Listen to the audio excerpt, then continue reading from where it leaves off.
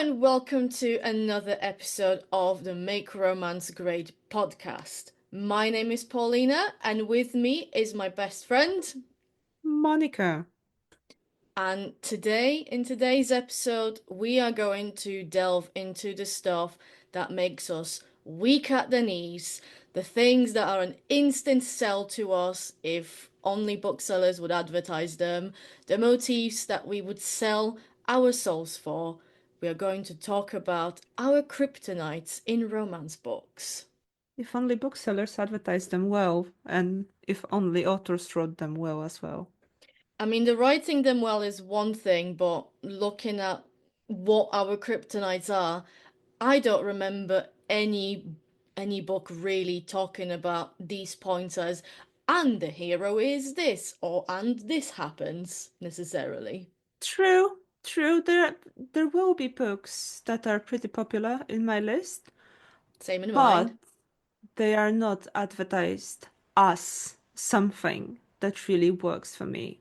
No, it's things that we only find out once we're halfway through. So we decided on this topic on like for this week because a couple of our previous episodes were a little slightly more academic and slightly more heavy. So let's just have something that we will just yap about for the next 40 or 50 minutes. And obviously, we yapped about it before the episode for, I don't know, 15 minutes or something. For a while, because Yes. it's very easy to recall what is my kryptonite? Well, it's this. But then trying to go, but in what books was it in? And you go, memory? I don't have that. Well, list with romance novels I love. This is something that you should do as well. Yeah, at some point, once I find a better way of cataloging what I read, it will happen.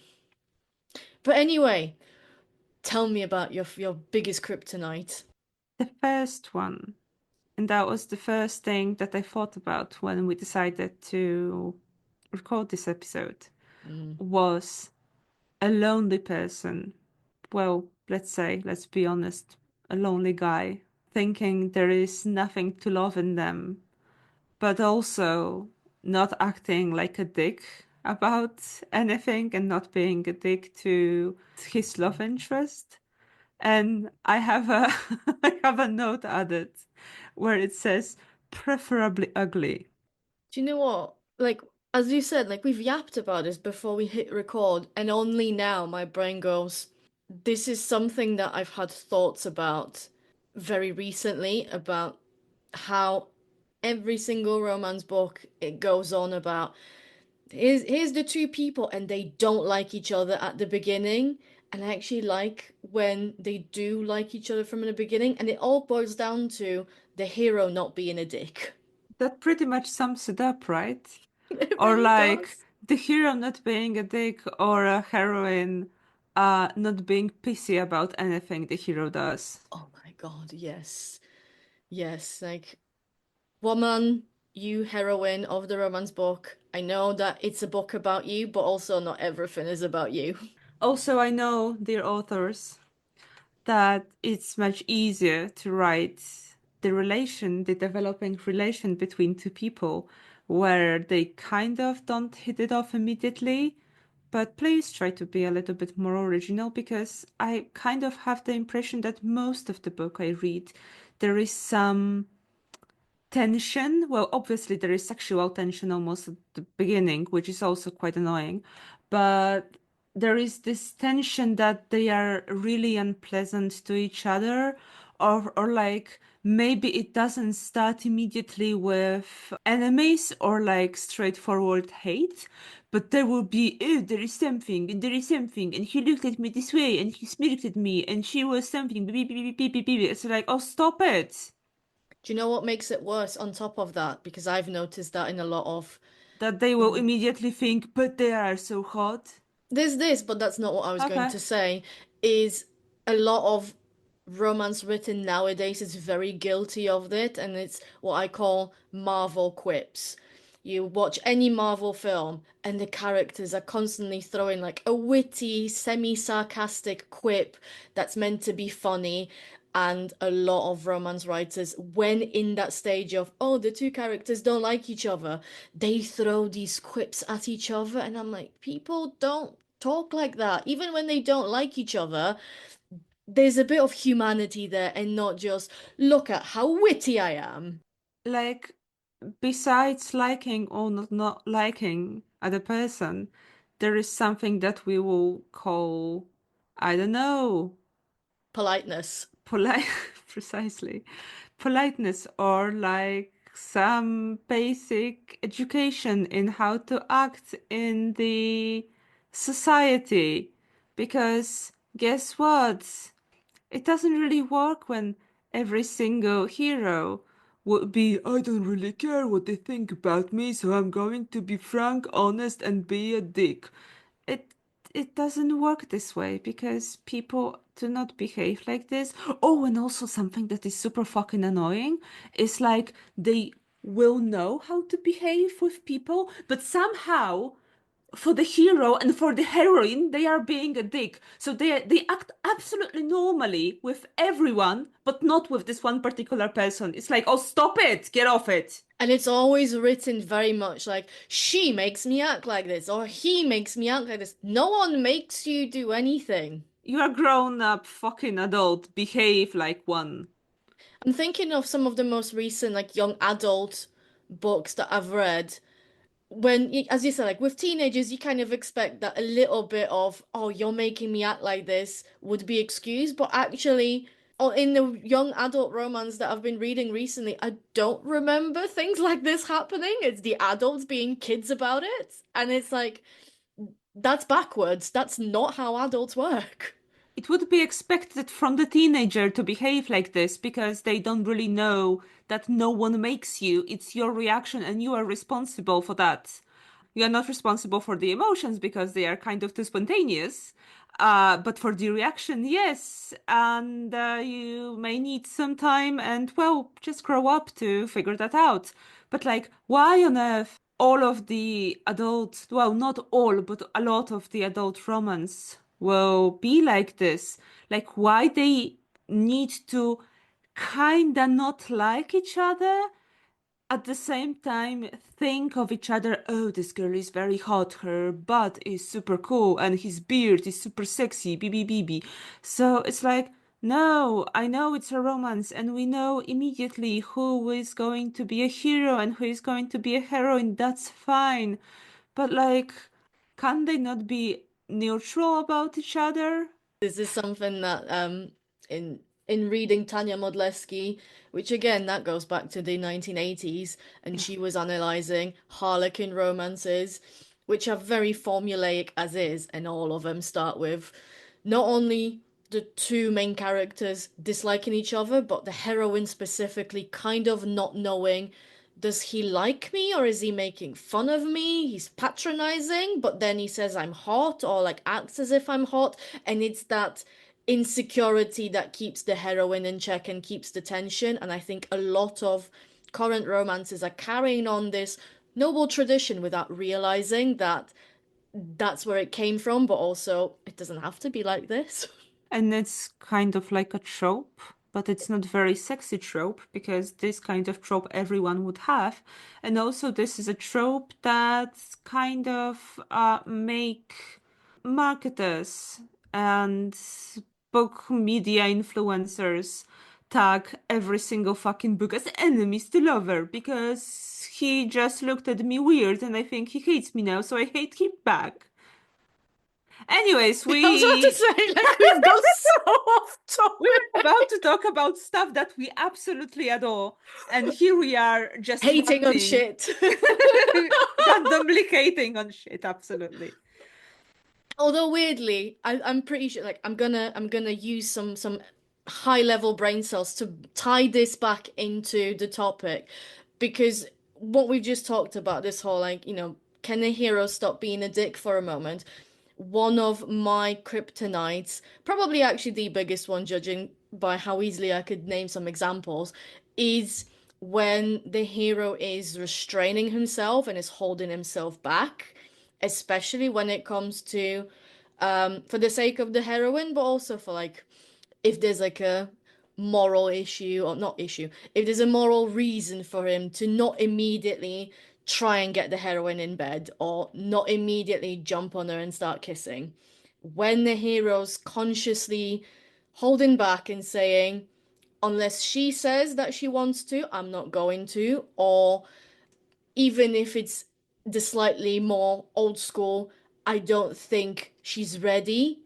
So long as there's that element of the hero not immediately going, I'm just gonna try and see how far I can go, that does something for me.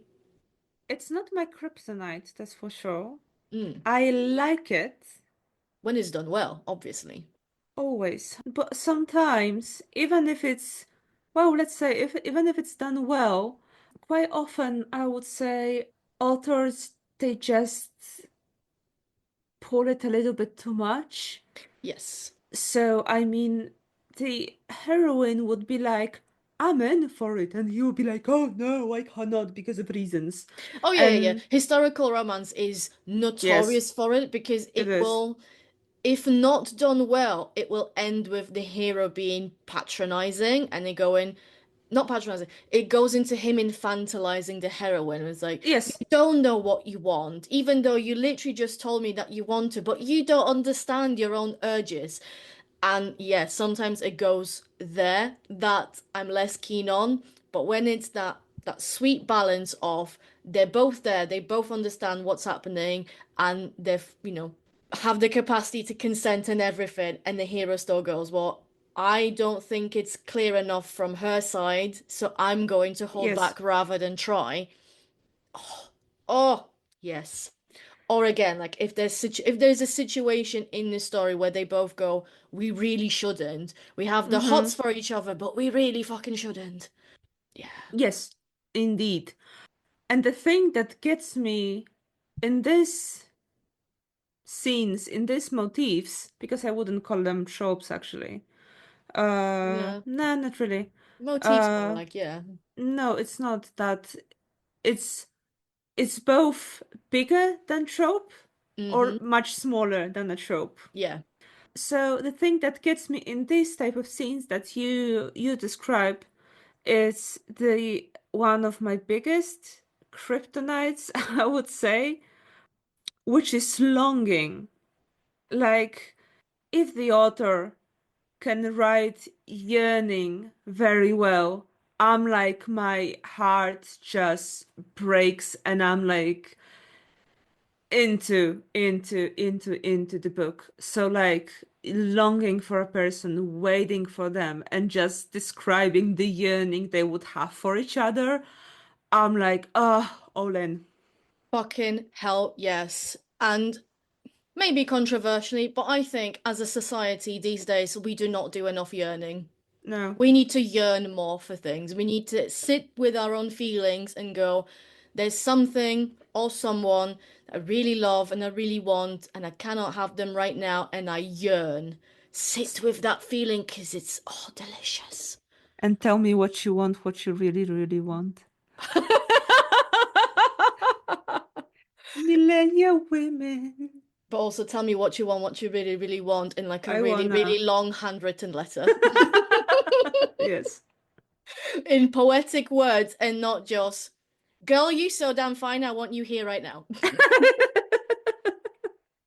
I was, yeah, like with the yearning, I was trying to like when I started to first think about it, I was like, I just wrote it down as waiting really long time for the person, and I don't mean really long time is a week. I mean years, and sometimes I mean millennia or tens of dozens of years, not tens of years. Anyways, but then I was like thinking, yeah, that's the thing that really gets me. But also, what gets me is this type of forbidden romance, but like really forbidden romance. Like not that I don't know. She's a human and I'm a fae, and that's forbidden because of reasons. What are the reasons? We don't know. We just say so. So yeah, shall not tell, right? And I was just trying to like merge both of them. Like, well, they're there were more motifs here, right? But like, yes, like forbidden love and waiting for someone and wanting something, but that like someone that you can't have, and there are valid reasons why you can't have them. And there is like, oh, there is longing and there is yearning. And this is something that we really rarely see in the romance. I would also say it's also it's very hard to write it in the romance because romance novel there will be like one books and it's kind of hard and not every author will go for wanting someone for most of the books so it actually makes sense for the reader but also will not bore the reader to the death because they are there to read romance and like where are kisses and where is fucking.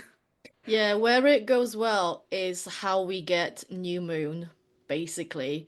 Because New Moon was trying to get that yearning Yes, bit of, no, we're no longer together and I'm so sad and it hurts. And it almost got there and then it kind of and didn't. it didn't, absolutely it It just got didn't. boring, basically.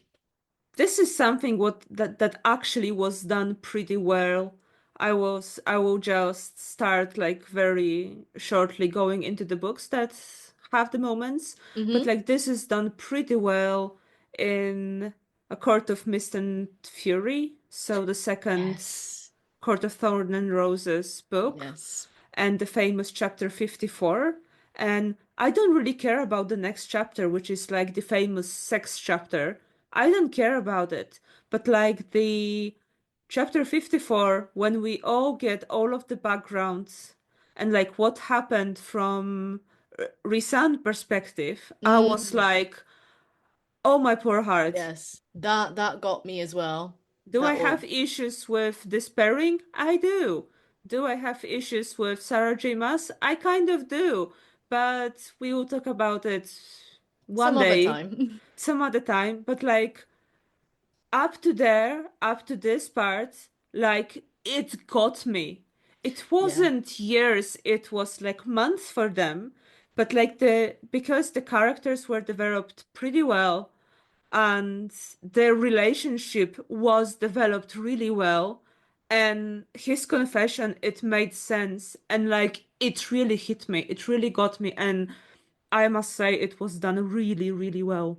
I agree with you, and this is one of my sort of when the holding back was done really well because up and like yeah, throughout that book, Rizan was doing the whole Yes, I need you to tell me what you want. You yes, know, if you tell me, then I'll do it. If you don't, then I'll stop. And once we got his perspective, it put that into so much deeper context of how much yearning and holding back he was actually doing.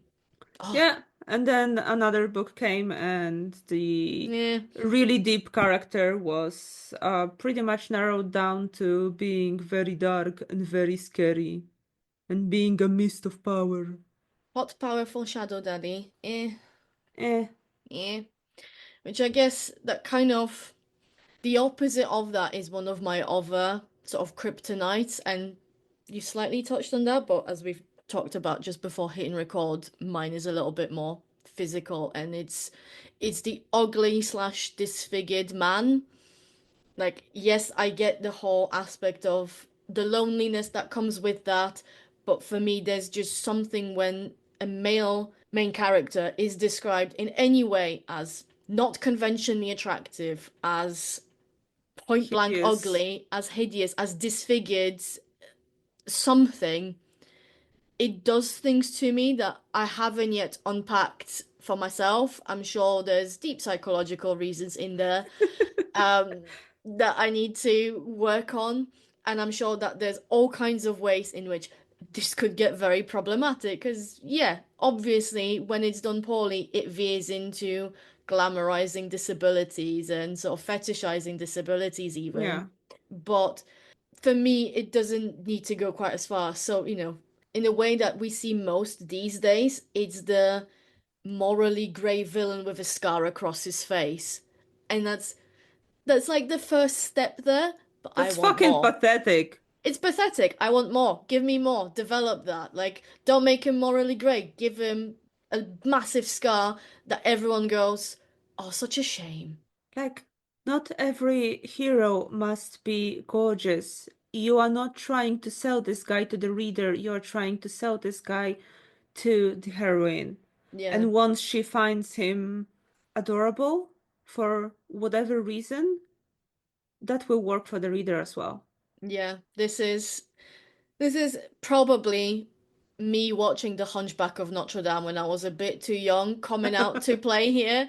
Although also The Hunchback of Notre Dame, as a film for kids, that was a choice.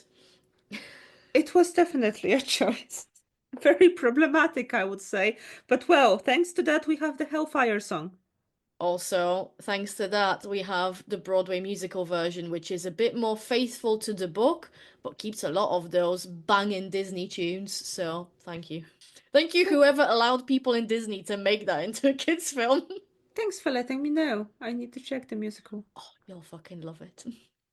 Did we go through all of your No, kryptonites? no. Okay. And that will play to. That's like. I'm having a look at my Kryptonites, and they still kind of play together very well. Mm. So, my last one, it's, well, I noted it as hurt comfort. Mm-hmm. So, I would say I love the scenes like this, but altogether, the characters, well, must play well together. But I really, really love the scenes when one person is comforting the other. Mm-hmm. And you mean When, emotionally comforting, like that yes, sort of stuff. Okay. yeah, yeah. So I don't mean someone taking care of the other person when they are sick or something.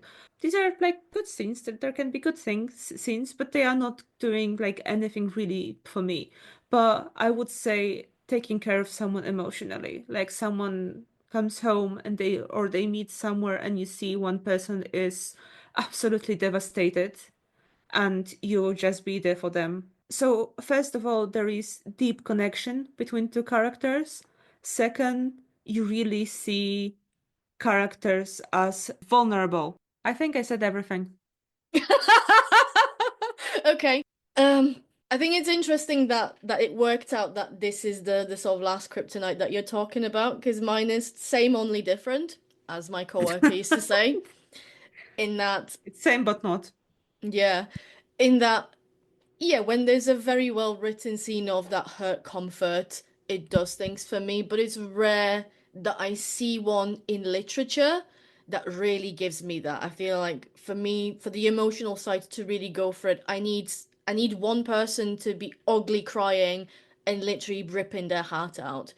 But the physical taking care of the other person, that does something for me. Again, not all the time, and a lot of the times it is very, very brief, but when there's some sort of either an extended sickness or a very emotional scene where someone is injured and needs being taken care of, especially if it's the hero, but not exclusively, that gives me those someone being vulnerable and having to ask for help and having to rely on another person, and that does it for me.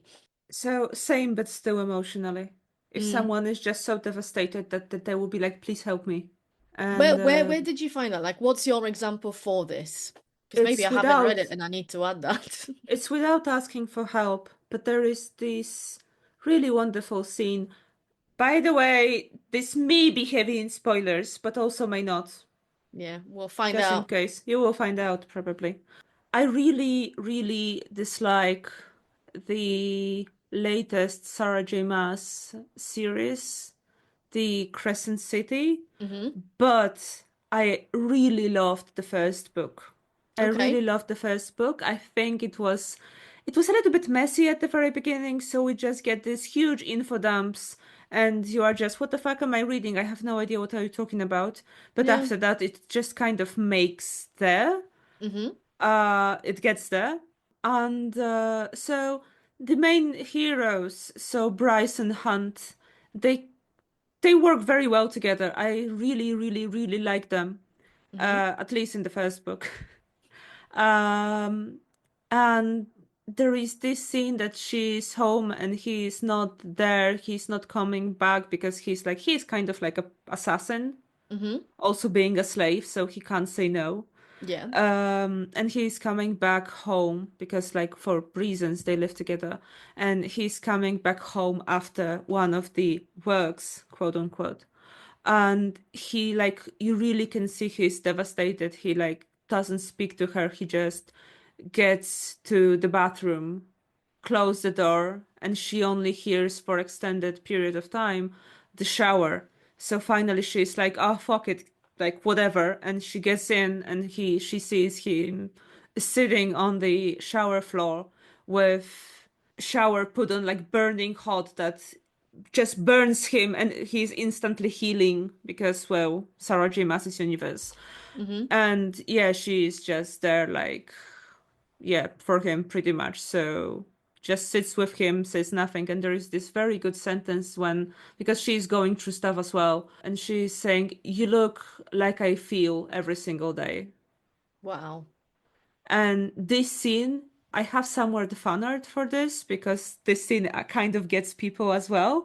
I can see that. And this is freaking wonderful. This is freaking wonderful. I can see that. Because, yeah, like, if someone delivered me an emotionally vulnerable scene where someone goes in the shower and it's like, I'm in the shower because then you can't see that I'm crying, something like this, it would get me. Oh, my voice croaked right there. It's just that I've not, as I said, I've not found that in literature. I've gotten that in video games, oddly enough, but not quite in romance genre for sure. I imagine this is one of those things that to get it done really well, you probably have to look outside of romance as a genre because that's where authors will start delving a bit deeper into character psychology rather than getting the two characters from A to B. I mean, oddly enough, for someone who has, the physical comfort, not physical comfort, physical taking care of someone as like their kryptonite, I've kind of struggled to find good examples necessarily. I did remember that the very first romance book I ever read, Susan King's Taming the Heiress, literally starts with the characters, one having to take care of the other, because one of them is a sort of shipwreck survivor. It's at Mm-hmm. sea, he gets washed up on the shore, and she takes him into the cave. She thinks that he's a mythical, magical being that she was sent there to look out for and give herself to him, which 2000s, 90s romance, we're gonna let that slide. Yes. But it's that whole moment of he is there at his weakest, at is he even alive, and her being there to take care of him. That probably has left an imprint on my romance reading, if that's what I started out with. Well, what can I say? It's all about which book was influential to you at the crucial moment of adolescence. Which pretty much brings me to where most of my kryptonites came from. Hmm. And that would be the book that I mentioned 100 times already, even though we are already on the sixth episode. And that would be the Saga of Ice People. Yes. And on the first book, we have, well, now I would say like sort of problematic It things, like sort of because the guy is 33 and the girl is 16. Yeah, there's iffy moments there because I reread volume one not too long ago, and there were moments that I was like, I'm not sure how I feel about it now, but Yes, but like, it's not quite so bad. Like it's explained well, very well. exactly. It is explained very well, and the guy, he does everything that should be done in this case, that most of the guys in this period of time, which is like the late 15th century, I think, or just beginning of 16th century, like most of the guys wouldn't do this. And he's Mm. very considerate and he really restrains himself until the moment that she has done absolutely everything to get the guy. Yeah. Well, she's 16, so she pretty much doesn't know what she is doing, but like, let's not get into modern psychology again. And yeah, so the guy is, he's ugly, he Yes. is rejected pretty much by everyone, but like not fully because they still kind of need him. Yeah. And he's well, they they're scared of him, and he's been waiting. Well, he wasn't even waiting forever anyone. He just made this decision that he is going to die alone for, well, the reasons of the book, like because there is like bad inheritance going in the family, magical one. And yeah, like there is loads of yearning, there is loads of restraint. They're like doing everything to make her feel as good as possible, but like not throwing himself into her. And oh god, it's yeah, this book set me. It did things to me as well when both when I first read it and then when I read it most recently Yeah. on the levels of, okay, here we have a hero that's not constantly being banged on about how gorgeous he is and looked at his ass and look at his beautiful face and all of this. No, he was described as looking scary, as On the looking first scene, she's like fucking scared of she him. shat herself practically. Not Yeah, very kind of. not very Yeah, ladylike, but yeah, yeah, kind of. she was terrified, rightfully so, because it was a Yeah, scary scene as well. it But was. It it does was. things to me on that level, and it does things to me on that level of here's a hero that's holding back, more so because he thinks he's not worthy type reasons, but he's still, it takes her practically flinging herself at him for Yeah, anything to happen, and it was hot. it was hot. It was hot, and Well this done, Margit is Sandemo. absolutely. And this is this type of relationships that are written the good way, um, because the guy is described as ugly and he is scary. He has scary features. And towards the end of the book, we don't care, as whereas Celia doesn't care, like the main character's name. She doesn't care. She started to see him as beautiful Yeah, because she fell in love. And it does things to the readers as well. fully. Yeah. Absolutely no So notes. pretty much Gorgeous Hero will not make your readers love him as well. No. And if I may be so bold, because You yes, may. I will allow most that. many thanks, many thanks. Because most romance books, especially ones these days, as we said, like they will go on and on and on about how beautiful the main male character is without going into too much details because the reader still needs to project whatever they think is attractive onto the character. Yes.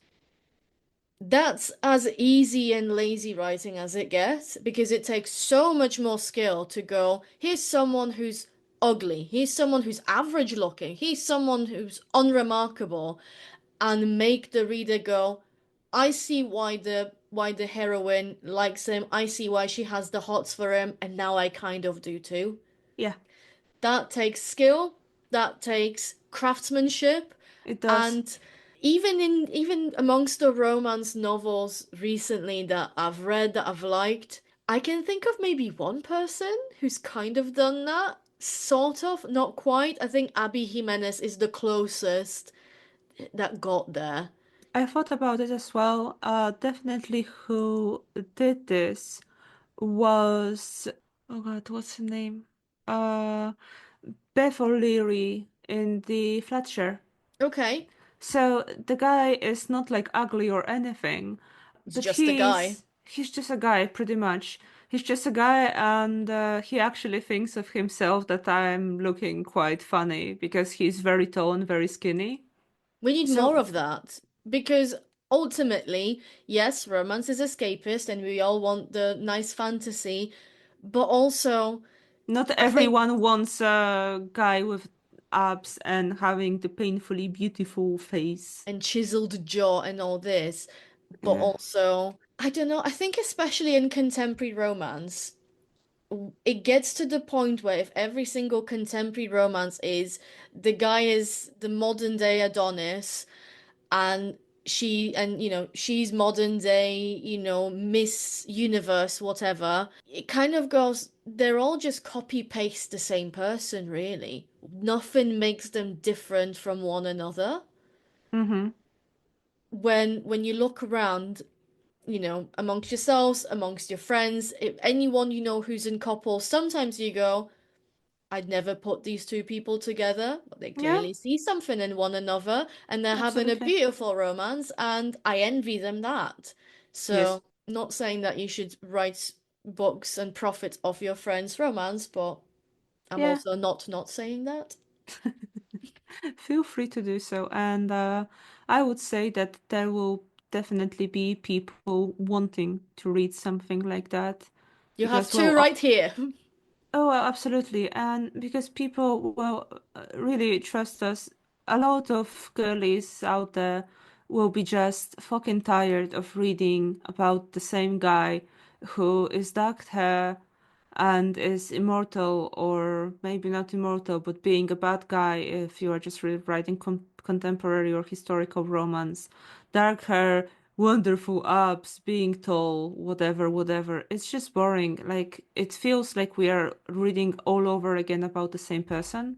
Very much Why? so. It's a trend now, but like any trend, trends come and go, and that will True. get replaced. And Yeah. then maybe in 10 years' time, we'll look at, the year 2025 and go, why were we so obsessed with grey-eyed, dark-haired, chiseled jaw, abs having, immortal, thousand-year-old men? Yeah. By the way, I sent you the arts on Facebook. Ooh, ooh, oh my gosh. Do you know what? Weirdly, that takes me back to like our youth on DeviantArt. Oh, yes. I miss those days. They were innocent. Absolutely. Yeah, Right? very that. Absolutely. Where were we? Oh yeah, we were talking about Kryptonites. Yes, so we talked about Saga and Of ice people. of Yeah. ice people and getting all of the three of my kryptonites and some of yours in Mm, one book as well. By the way, there are like they get repetitive a little bit at some point because there will be like more couples like this, like so more guys with this curse. So they will be mm. ugly as well, but the girl will get it. So they are still cute. But like what I would say, Margit Sandemo was doing very, very well, at least in this saga, was writing yearning. She was Mm. very good at it. And like when I think about it, loads of her characters will yearn very deeply for the other person. What years was Margaret Sandemo writing in?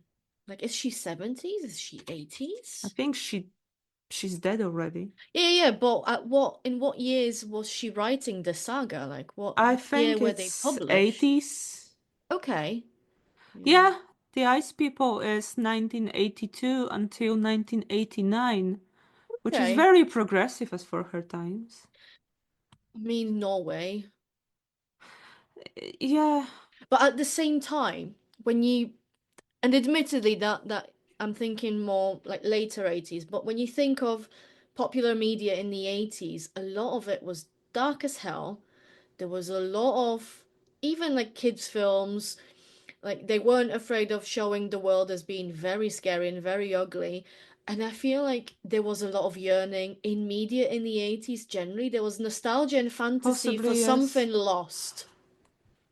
Absolutely. This is something that I discovered recently. I got myself reading Ted Williams. He's Okay. already, I think, the 90s.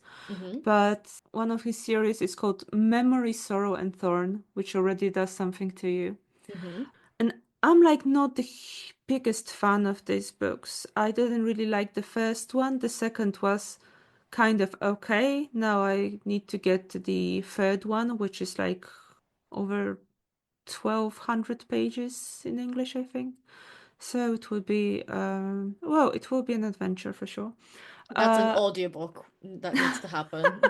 yes. But yeah, among like this, it's called like a very good blend between modern fantasy and classical fantasy. Mm-hmm. And there is absolutely this thing like that you will find in the Lord of the Rings, that you will have actually you will find in Ted Williams, that you will find also in Robin Hobb's work, and I Mm-hmm. absolutely adore Robin Hobb, that you will have in the world building and pretty much introducing us to the history of the world, of the countries, etc.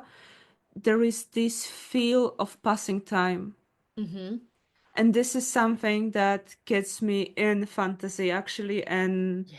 well, yeah, pretty much in fantasy, that you will have something that you like, things like, where is this and that? There used to be this and that. Where is it now?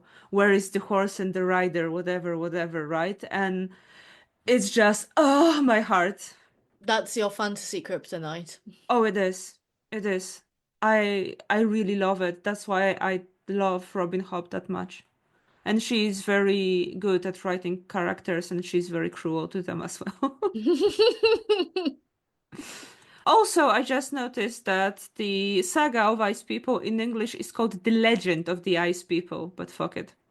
And actually, this a saga or legend, however you would call it, it has this passing of time motif because you have the well, you just follow the Ice People, this family from somewhere from 15th, 16th century until modern days. Mm, um it really, you will have this passing time, so you will follow them through like goods and bads, and there are moments when they just come back to their family home and they just have these memories that, oh, over there it used to be ours, but there is something there. Like it used to be like nothing in these areas, but there is like a city growing here, and you feel it, and you feel it after like reading these 40 books. Anyways, coming back to the kryptonite. coming back to kryptonites, I found myself, when we were thinking of examples, very easily being able to like think of some examples of books that were the for the holding back Yeah. kryptonite, and less so for the other two. And I noticed whilst doing that that a lot of a lot of these kryptonites for me are recent. I've had a reading pre-university when I've done a big chunk of my historical romance reading and a lot of classical romance at the time. And then a big chunk where I wasn't really reading at all, or I was reading other stuff. And now, since 2020, that I've gone back into reading, that's where a lot of my examples are understandably newer. And I think like there must have been scenes or there must have been books with those moments in them before. I just can't remember them. But yeah, of the most recent books that I've read, the ones that I'm having the easiest time to find the kryptonite in is that holding back one. I'm sorry, I'm pausing because there's a cat break. It's a Perfect. very important cat break. Yes. So the holding back ones, the one that I've read most recently, because I've literally like finished it like last week, is Laurie Gilmore's The Strawberry Patch Pancake House, where it does make sense that both of them are holding back because he's her employer.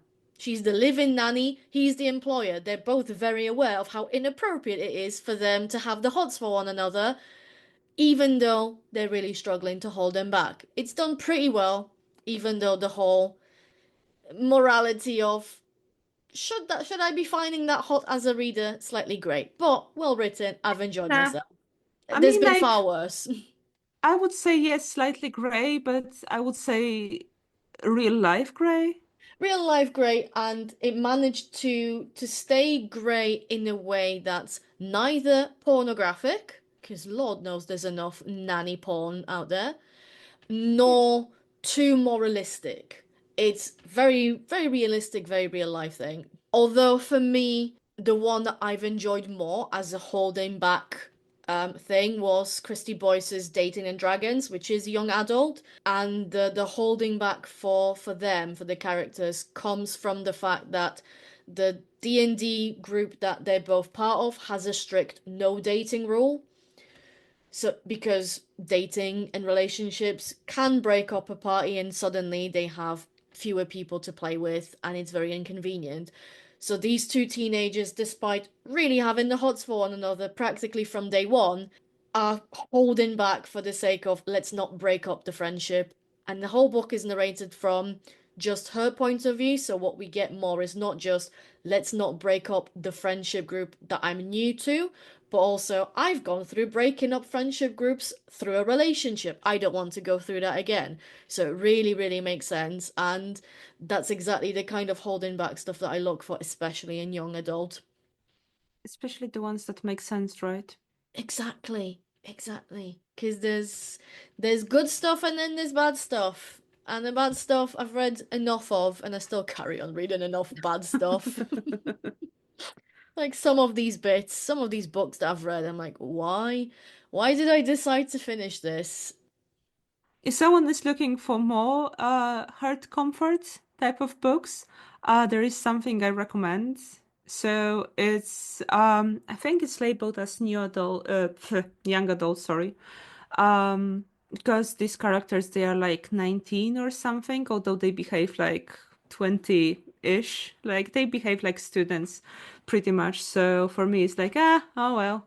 This is the series. Well, it's a duology. So this is duology by German author actually. Her name is Mona Kasten. I don't know if it's actually translated into English. I know it's translated to Polish, but the series is called Scarlet Luck, and the first book is Lonely Heart, and the second is Fragile Heart, which sounds very cheesy altogether, but these books are they are so lovely. They are so very nice and the relationship is so cool and we will have the hurt comfort motive from both sides. So at the beginning she will be more comforting the guy or trying to get through his shell, but he is not being a dick to her even though it's being like pretty close and shelled. And in the second we'll get a little bit of both, and I really like it. I really like it, and this is one of the books that really gets to me. There is loads of yearning. There is very loads of vulnerability. I said it. I guess, yeah, I should probably also give up some recommendations for the other ones. Because, yeah, as much as Taming the Heiress got me into the whole physical taking care of another person, it's a very dated example by now. One of the most recent ones that got me quite in the feels is Brooklyn Ann's With Vengeance. And it also slightly veers into the not quite ugly man, but certainly less conventionally attractive man. He's still described as attractive, but he's constantly being compared to the other members of the band who are objectively more conventionally attractive, with him being very, very tall and very unpopular in these days, being blonde. But there's a beautiful scene in there where Clement, the main protagonist, is taking care of Katana, the heroine, after she gets a very, very horrible panic attack. So there's a lot of both emotional soothing and comfort, as well as that physical, making sure, are you okay? Are you breathing? All kinds of initial physical contacts happening Yeah. through that, but it is done with compassion, and I absolutely love the fact that in that whole book, Clement is such a nice guy. It's nice. There's none of that, oh, we're gonna bicker and hate each other and I'm gonna be overprotective from the get-go. No.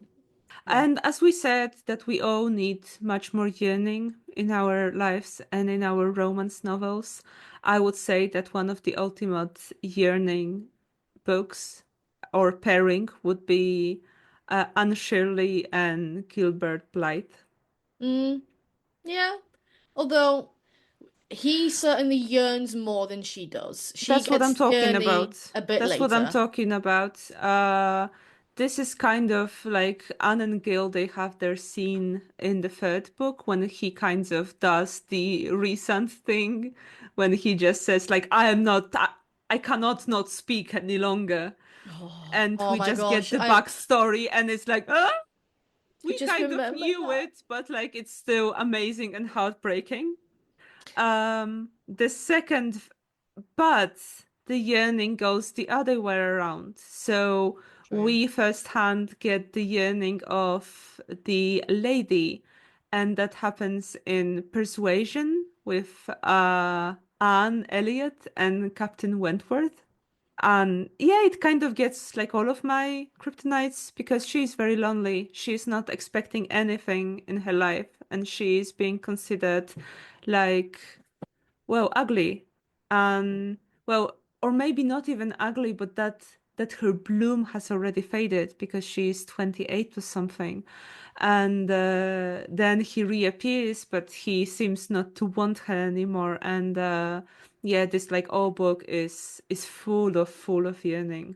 Yeah, Persuasion is canonically I one love of the this most book. yearny books out there. Yes, and I love it. And I love it. There is also like the last thing promised. There is pretty good yearning motif that we'll get in Cassandra Clare's Infernal Devices series. So originally it's a trilogy, so there will be three books. There is pretty good love triangle, but like the real love triangle. Uh that like not two guys fighting for the girl, but like I mean like there is kind of that, but they are not really fighting because they are best friends and they are remaining best friends. So and it's not like left that she needs to choose one of them and she's not choosing because like thing happened to one of the guys. He's still alive, but he's out of reach. Mm-hmm. And everything happens in 19th century London, Okay. but she is immortal, and the guy that things happen to him, he becomes kind of immortal for some time. But being immortal, he's out of reach. And then, well, the first guy, he dies eventually, which is kind of heartbreaking. But then, in the, well, way of events, the second guy is becoming mortal again and they can be together and we will have this like amazing scene that we know that for the last 100 years they were meeting only once a year and then they are meeting one and she sees him as he used to be and it's like my heart again. It really does the trick, especially that she's like, can I have a second chance at love and love someone that will die eventually and I will still live? And she's like, yeah, fuck it, heartbreak, I'm going for it. And it's like, oh, bless you, Tessa. I think this is why sometimes I go into thinking like that tragic love stories stick with me more because there's something indescribable as far as emotional release goes about a love story that doesn't end well but gets to that end in a way that you know it couldn't have been avoided and it couldn't have happened any other way. And you just sit there and sob your entire heart out and go, this will stick with me forever. This is now a core Yes, memory. yes, yes, yes, yes. And So, but before you go, yeah, because I do want to sort of finish, like we've talked about the ugly disfigured man kryptonite, that's more my thing. And we've mentioned the saga slash legend of Ice People. Again, I want to leave a slightly more updated example, something that's been published a bit more recently, which again is hard to find given that, every single romance author out there loves the most beautiful man alive that the heroine has ever seen. But one that I have found that sort of did that for me was Stacey Reid's My Darling Duke, which is book one of the Sinful Wallflowers series. It's as traditional classic romance set in Regency as it gets. But it's been written, I'm just looking, it's published in 2019, just at the very end of 2019. That's pretty recent. That is relatively recent. I can't exactly remember what Alexander's disfigurement was. I remember there was some sort of injury slash bod well, injury that caused a disability, as well as something I think to do with his looks. It's been a while since I'd read that. But I do remember Stacey Reid handling it in a way that Catherine, the heroine, was finding Alexander intimidating and scary, more Mm-hmm. so than she was finding him attractive. Mm. That came later. And when they did finally start getting intimate, there was there was a scene of how did that impact him? Both emotionally of Oh, she's yes. now seeing me naked and she's seeing whichever disfigurement it was, as well as, well, can you? Can you be intimate with me? And him going, yeah, but not when I'm under pressure. There was this type of kind of scene was also in the Scarlet Luck. Hmm. So we get the moment that they are getting back together after some months when the guy was in the hospital. And he's coming back and they're getting intimate and he's taking his t-shirt off and like immediately gets ashamed because he put on weight and he's like, would you want me still? And she's like, you are you. Get How out, yeah. like why would I care? And yeah, this is very good way of writing the couples. So Yeah, if you are in love with someone, you just don't really care. yeah. And I'm seeing like we are getting that sort of body positivity and acceptance and diversity a little bit more in terms of Yeah, heroines, because the number of books that are now saying we have a plus size heroine and she's a larger girl. Not all of them are well written, but they are there, and that is the selling point. We need that for the male characters as well. we We do. need that for the heroes as well, so Yes, that women learn, because let's face it, the fact that straight women are dating all kinds of men, that's a given. We literally see that in our day-to-day lives. But that's not represented in the media. So no, therefore, the whole when he is fat and she is skinny, the guy's getting all kinds of weird looks. But when she is fat and he's skinny, it's all girl power, go you, get the man. yeah, Until we see more of that in romance and normalize it through the media that we're consuming, it's kind of going to be hard to fully learn how to navigate that when it happens in real life, because yeah, fiction, for better or for worse, does give us the language and the tools to respond to situations in certain ways.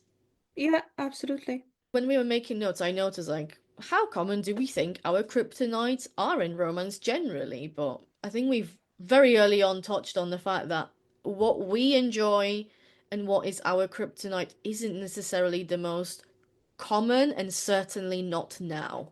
No, no.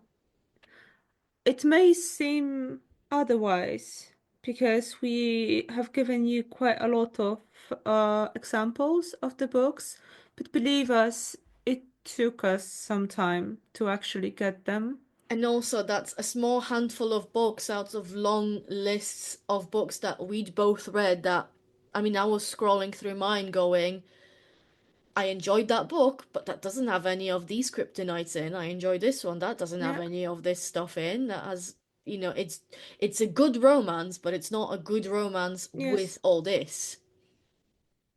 I think I do remember these books because, well, because there is not a lot of this type of books that I find.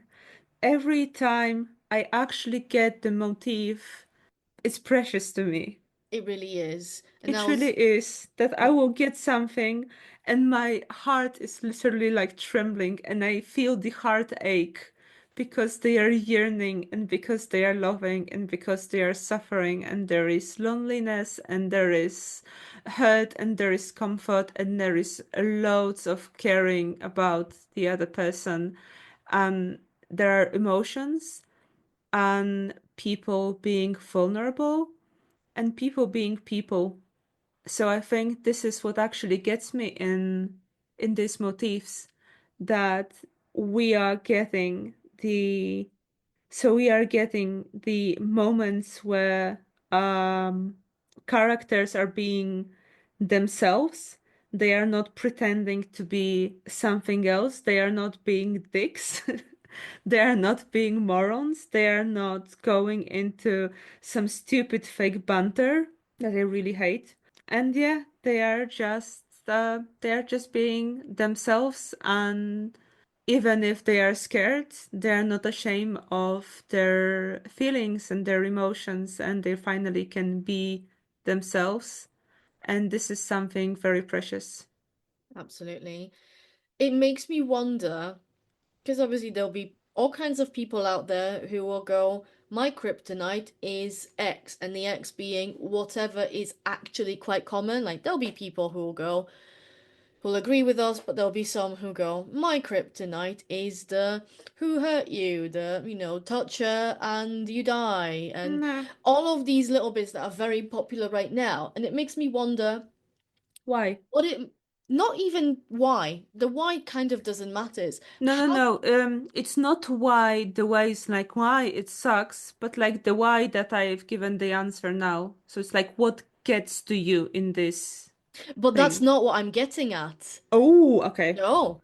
For me, it's how must it feel for you to be so spoiled for choice, where there's books upon books upon books that have these bits that TikTok and Instagram and anything cannot stop recommending, but you are chasing that one good example that got you hooked and aren't getting that hit.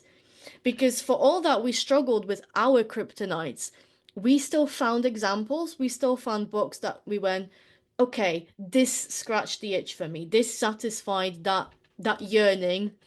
But if let's say if my kryptonite was the morally grey, shadow daddy, whatever, and I got one book where I was like, okay, this is it, that got me, and then I'm reading all of these other morally grey shadow daddy books, and they're nowhere near as good, and in fact, half of them are utter shite.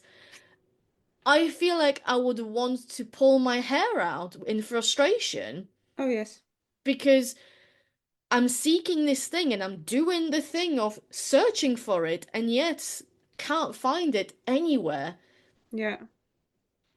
I think I'd rather have a less common kryptonite with somewhat more of a, maybe not guarantee, but certainty that when I do find it, Mm-hmm. it's going to at least be okay than to get to have a very common kryptonite and keep reading tens and dozens of books and go, still not managed to find that again. Yes. I think that was one of our big beef with tropes that we talked about in the episode called So What is Our Beef with Tropes? In that when you get so repetitive that you're chasing the emotional high of whatever it is that your favorite trope is, and you're not getting it because here's my time to have a capitalist rant, because capitalism keeps bringing up whatever is actually popular right now, but at mediocre quality at best. You just get Yes. one bit of copy pasta here or there, with some in higher resolution and some in absolute shite quality. Yes.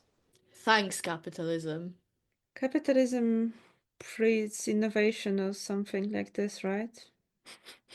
Something like this. Something like this. I don't know, I didn't hear anything about it. And because we are getting the same shit but worsely written all over again, romance is not great. That is precisely it. Thank you, everyone, to listening to another episode of Make Romance Great. where sometimes we rant, sometimes we're academically informed, and sometimes we just talk about what gets us right in the feels. And we are fangirling. And we are just fangirling because we're just fangirls like all the rest of you, Yes. except sometimes we rant into the microphone as well as fangirl. If you want more of our stuff, then this is episode 6. There are 5 more episodes of the podcast for you to listen to wherever you're listening to this one. We also are on social media, on Instagram and TikTok, on Make Romance Great _pod. And if you'd like to share some thoughts with us that you feel are not suitable for any comment section, then you can email us on makeromancegreat.pod@gmail.com. And we'll see you metaphorically again in 2 weeks for another episode. Bye! Bye.